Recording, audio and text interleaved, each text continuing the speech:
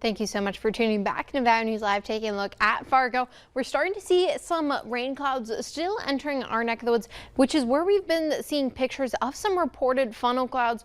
But for our temperatures, we're sitting at 71 degrees with those winds out of the northeast at 12 miles an hour.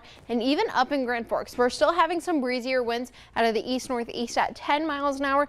But temperatures are on the cooler side, sitting at 66 for them. A lot of 60s, especially for most of us. A few of us are still in those 70s, like areas like Mobridge, South Dakota, sitting at 72.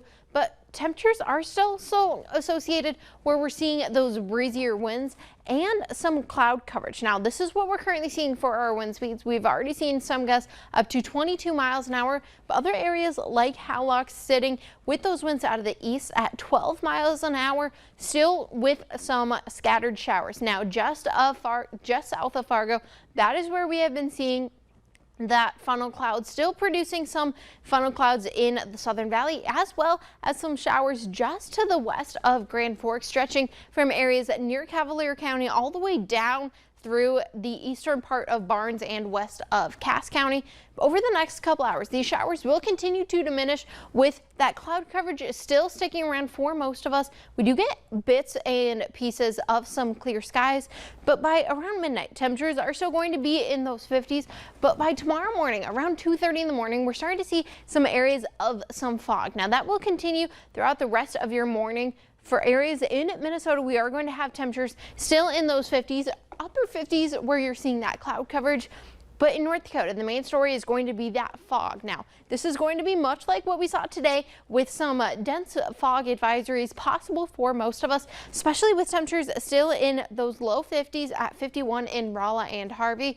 But by the time the sun rises, we're going to lose that, or we're going to gain some daytime heating, which ultimately has that fog diminish, with temperatures tomorrow only getting up into those upper 60s or those low 80s, still with some breezy winds for some of us, especially out west. But otherwise, tomorrow night temperatures dip back down into those 50s and 60s before tomorrow morning.